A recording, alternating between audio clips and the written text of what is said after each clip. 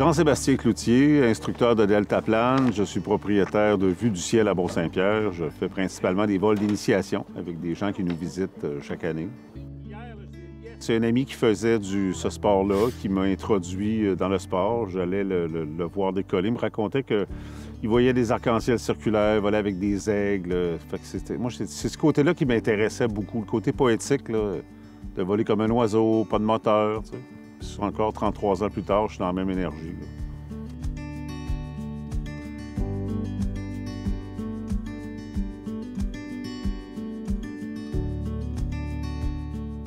Là. J'ai volé, c'est sûr, quelques endroits au Québec. Si on parle de la vallée de la Matapédia, Lac-aux-Saumons, à Thetford Mines, des sites Saint-Fulgence, au Saguenay, Saint-Paul-la-Bâtifeur, qui est un site très connu près de Montréal, près de Granby. J'ai volé là aussi. J'ai volé aux États-Unis, là, au Tennessee, en Californie, au Mexique, au Guatemala. J'ai quand même fait des beaux voyages de vol. Là. Je ne les ai pas toutes logués dans le logbook, mais je dirais entre 3 et 4 000. Là. Parce que ça fait quand même 20 ans que je fais des vols d'initiation. Ça fait 33 ans que je fais du vol aussi. Et Mont-Saint-Pierre, c'est une vallée glaciaire qui a été formée quand les glaces se sont retirées. Fait que tu as ce panorama-là qui est assez exceptionnel. On vole avec le fleuve à droite, puis à gauche, on a les Chic-Chocs. Des fois, on voit le Mont-Jacques-Cartier avec la cime enneigée. Des fois, on a la chance de voir des baleines, des belugas. On voit il y avait un esturgeon il n'y a pas longtemps, des chevreuils, des orignaux. On survole la planète, donc on voit des belles choses. La végétation qui change de couleur selon la saison, les lumières. C'est un beau visuel ici. C'est un bel endroit pour voler. Sans être chauvin, là, j'ai volé quelques endroits. Ici, c'est une belle place pour voler.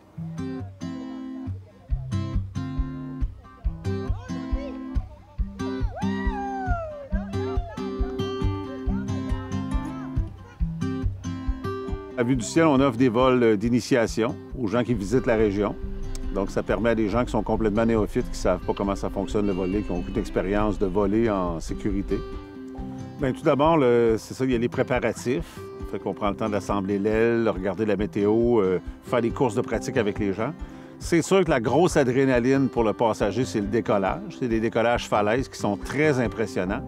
J'ai volé des endroits dans le monde plus haut que ça, mais impressionnant comme ici, c'est rare parce qu'on décolle d'une falaise. Ça amène une particularité puis une émotion amplifiée au niveau du décollage. Une fois que cette étape-là est franchie, le gros challenge là, pour la personne qui fait un vol d'initiation, c'est vraiment le décollage. Qu'on est dans les airs, c'est très smooth, ça vole, on est bien, puis après on vient atterrir.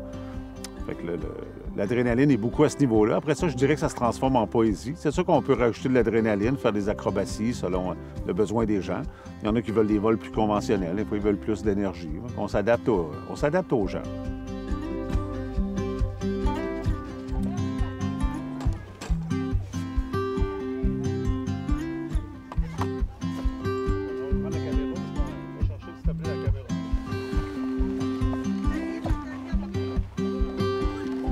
Le côté physique de la chose, c'est que le deltaplane, ça pèse à peu près 90 livres, un aile tandem. Puis quand il n'y a pas de vent, mais ça pèse 90 livres. Quand il y a plus de vent, c'est plus lourd parce que les ailes accrochent dans le vent. Donc là, tu places tes ailes droites pour décoller. Des fois, tu as des correctifs quand il y a des turbulences dans les airs. C'est plus physique au niveau des bras, des trapèzes, tout ça. Mais normalement, c'est smooth comme activité. Mais c'est sûr, si tu fais plein de vols dans une journée, tu prends l'aile, tu la mets sur le camion, tu la débarques du camion, tu l'assembles, tu fais des courses de pratique. C'est des journées assez actives. Ça dort bien le soir. Pas besoin de médicaments pour dormir.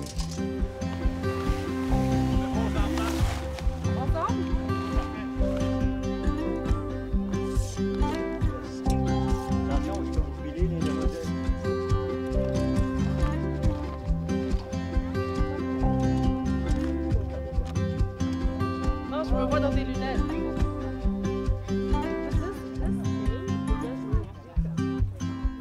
Ah, il y a différentes réactions humaines. Des fois, les gens pleurent, les gens crient. Des fois, les gens sont sans mots. Des fois, ils se couchent en étoile dans le champ. Il faut quasiment les sortir de la torpeur. Ils sont comme dans l'adrénaline. Ils sont comme dans l'énergie du vol.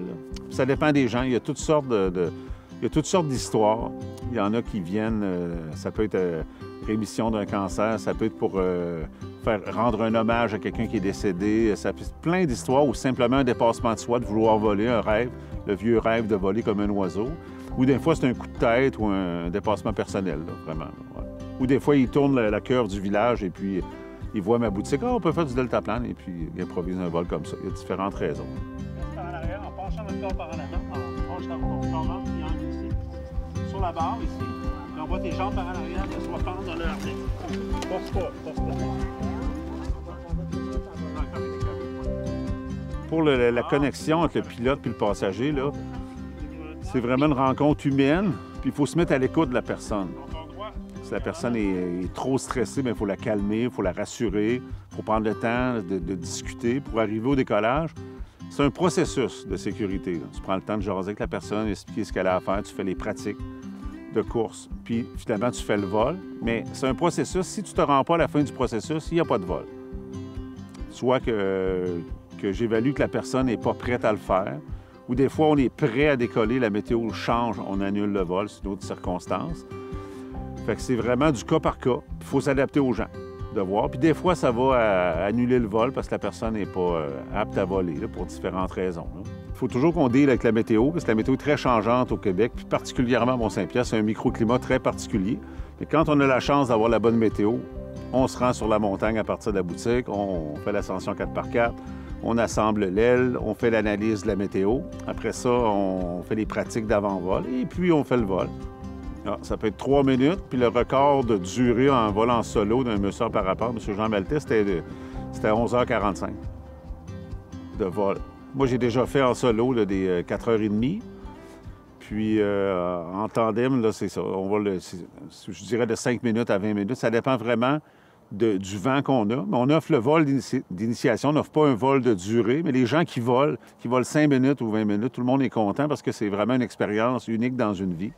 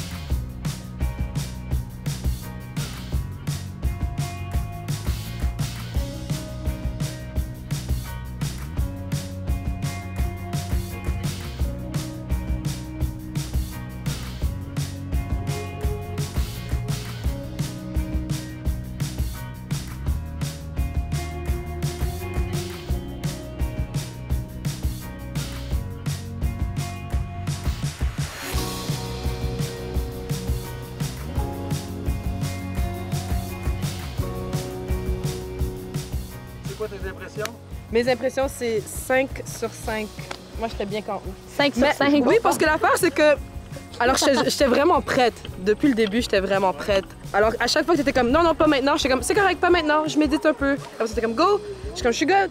Oh non, pas maintenant. Mais après ça, je suis comme, good. Après ça, quand tu dis, OK, c'est vrai, c'est let's go, j'étais comme, OK, on y va. Et après ça, c'était juste... J'ai l'impression que j'étais en transe un peu. Yeah, that's Ouais. how I felt. J'ai l'impression que j'étais en transe. Anticipation. Oui, ça m'a Ouais. créé une anticipation. Un petit peu de suspense. Mais pendant que ça arrivait, je focusais sur juste respirer. Je suis comme, respire, respire, souviens-toi de ce qu'il te disait. Genre, horizon, cours avec lui, pousse-lui pas. Oui, parce que j'étais comme, let's go! non plus. Je veux pas aller plus vite, puis c'était parfait. C'est beau.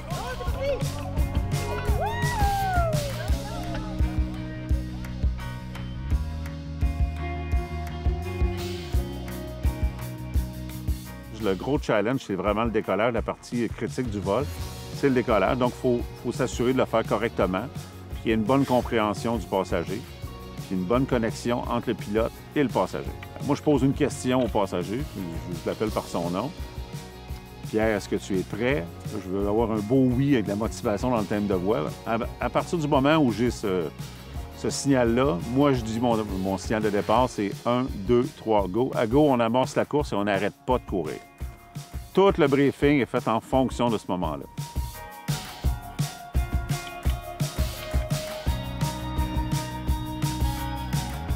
L'aspect psychologique est très important. C'est sûr que physiquement, il faut courir, il faut faire le vol, manipuler l'aile. Ça fait quand même 33 ans que je fais ça. Je commence à savoir comment ça se passe. Mais c'est la rencontre humaine qui est la plus importante dans cette histoire-là de vol en tandem. Là. Il y a une bonne connexion entre le pilote et le passager.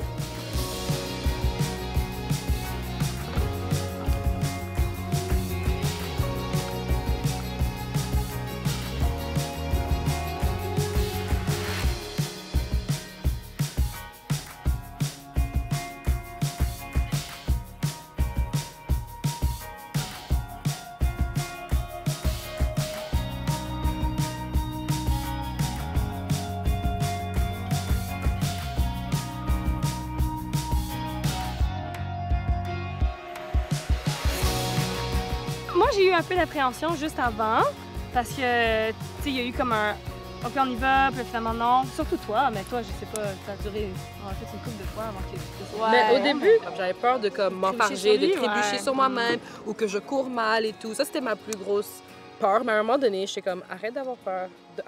Arrête de t'inquiéter. J'avais pas peur, mais arrête de t'inquiéter. Et juste, je me suis juste répété ce qu'il disait. Je suis Ouais. comme, à l'horizon, souviens-toi de courir et puis tout. Et puis, Il te guide là-dedans, fait que tu fais juste penser à ça. Il dit, OK, dos droit, regarde à l'horizon, puis cours. Fait que t'as pas vraiment le temps de penser, puis tu fais 1, 2, 3, go, puis tu fais juste y aller, puis tu fais juste essayer de, justement, pas trébucher, puis de rester concentré, puis après ça, tu flottes. Pas le temps de niaiser, mais ça dure comme une nanoseconde, puis après ça, c'est tellement paisible. T'es dans les airs, tu apprécies le paysage. T'entends juste le vent, T'entends le vent, ouais. puis Prends tu un peux te moment pour parler. toi. tu parles un c'est peu à cool. Jean-Sébastien. Ouais, tu peux te faire des trucs.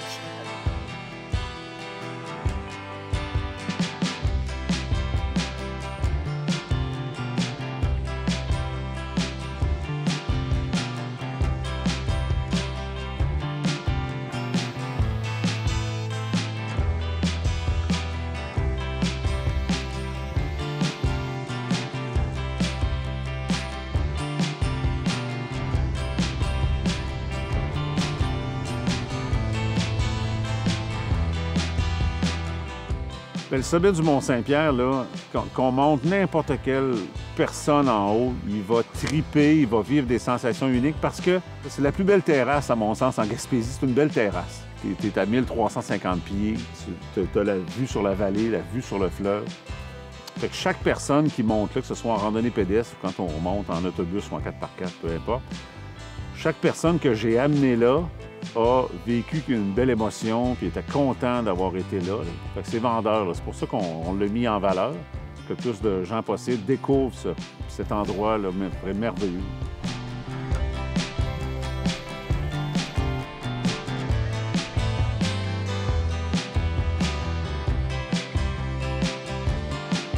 Bien, moi, tant que je vais avoir l'énergie physique de le faire, de décoller du haut du Mont-Saint-Pierre, je vais le faire.